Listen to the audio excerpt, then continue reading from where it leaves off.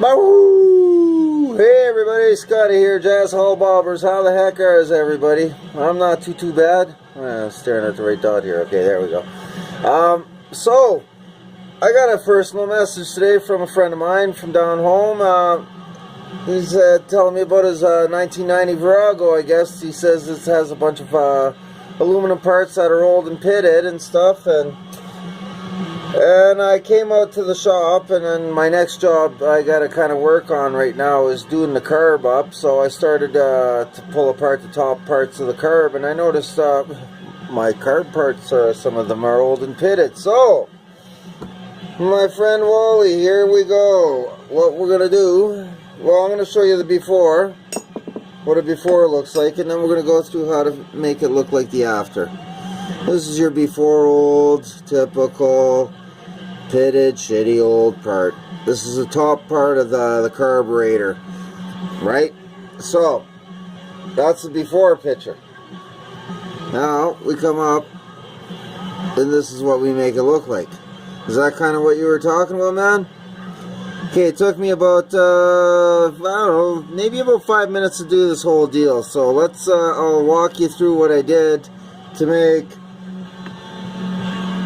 this look like this. Okay? So, I'm not crazy about the song, but it's better than a kick in the balls. So, let's go over to, first of all, what we want to do, we want to get it nice and clean. A lot of times all that stuff is just dirt. And then you can take a look at what you're doing. Okay, safety first, we're going to do a little bench grinding. Cool enough, it's all one-hand operation, I guess. We'll see if I can do this one-handed. Okay, let's see. There we go. So yeah, I'm just cleaning it up right now. There's my hand. Okay, get them on there. Alright, getting most of the crud off of there. Now, don't be afraid. Like, my bench grinder is pretty cheap, which means it's like shit. That's how I can stop it. So it's not like it's gonna rip my finger off, if everyone's wondering. I do know this tool. I would not try going that willy-nilly with a good bench grinder, or a better quality one. So now let's get down to the hand. Okay, so we can see it's cleaned up, but still kind of old and dingy looking.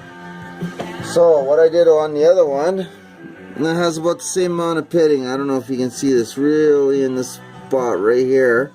There's a bit of pitting, small amount right there. And what you're going to have to do always, you're just going to have to put a lot of elbow grease. So if you got some bad pitting, you start with some aggressive sandpaper, like maybe about a 220 grit or something like that. Then you drop, you keep moving up. And don't go too aggressive with the 220 grit and make all your parts. You don't want to sand right through this shit, right?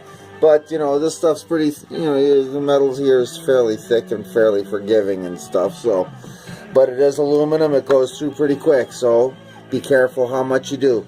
For mine, though, you know what, I'm going to do a little sandpaper just to show you what I mean. I'm going to show you my trick. I think I've showed this trick a few times, but I use an old sanding sponge, just the cheap ass ones. And all I use that for is, and I got it wet earlier because I was wet sanding, so it's all good though. I'm going to start with a 220 grit. It's a wet sand. Right? So, where are we at? About 4 minutes and 10 seconds. Okay. I can probably get this shiny in a couple of minutes here. So, we're going to start with a sandpaper. Some people sand side to side, up and down, round. I just typically sand in little circular motions here. Right. Okay, I got some of the crud off there. Right on. Now I'm going to bump it up to, I think it's a 600, but it's a pretty old worn out piece of 600, but I'm still going to use it. Why? Because I'm cheap. And I don't feel like looking for another one right now. So, we're going to go with that. Oh, it's starting to look a little better. Okay. 3M Scotch pad.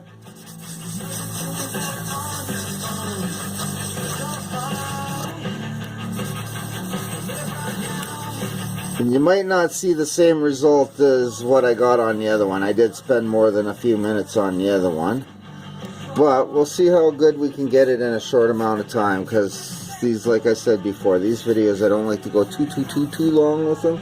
Around 7-8 minutes is kind of where I like to top them off, just because I don't want to bore you guys for that long, and I'm thinking it probably would take a lot longer to upload and stuff like that, so I try to keep my videos. This is the reason, I guess, I try to keep my videos to a certain length. I guess you can hear my voice. I'm not really even looking at the camera here. Not that my face is that great to look at, but probably better than looking at the junk in my shop. Okay, so here, this is what we're looking like so far. After the Scotch pad, I got her pretty even. I got rid of a lot of the shit on there. Still can't see a reflection in it though. Now here's where the fun stuff. You gotta go out and spend some money. Not a lot. Get yourself a little polishing kit. I think I got mine at Princess Auto for about 20 bucks or something like that. It has a couple of different colors of polishing compounds. I'm pretty sure the black is phase 1, we'll say the rougher one. Okay, so you get a little bit. Don't put a lot on your polisher. I'm going to use a cordless for the first one. Oh yeah, I can already see the... Woo! She goes for a flash. Here, I'm going to flash you down at actually what I'm doing here.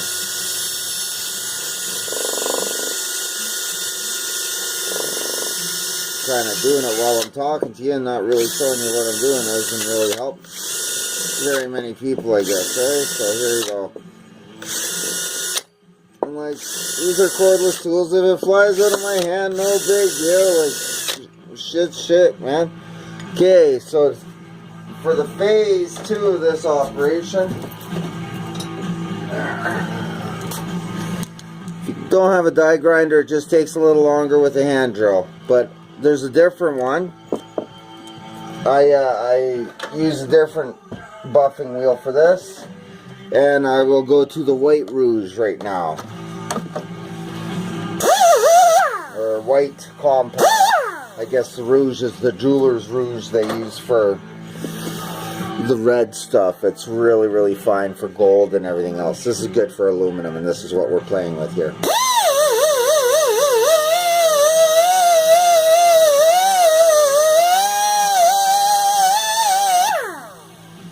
I'm going to put on my safety glasses for this one. And I probably should have my safety glasses on for the other one too, but I got lucky. With polishing, you get little microfibers flying all over the place. They feel like ass on your eyeballs.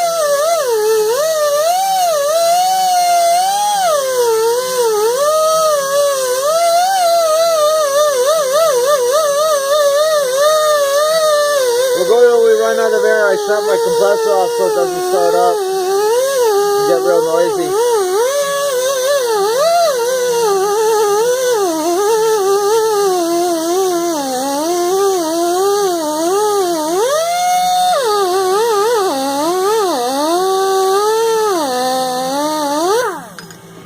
Okay. Didn't turn out bad for actually just going real quick like this. It's still not as good as the other one. I still might have to do a little more, but maybe not. Actually, I think the sanding, I didn't sand on the last one. Maybe I should have. Holy shit, that's not bad. Okay, so that took me, now this part, you can see how big this part is by the size of my hand and stuff. But, there we go.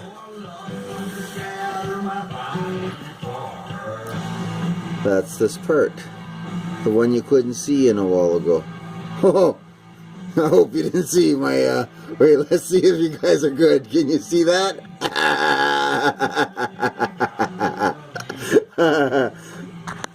Alrighty. Every man needs inspiration. Take care, guys. Have a great day. Bye.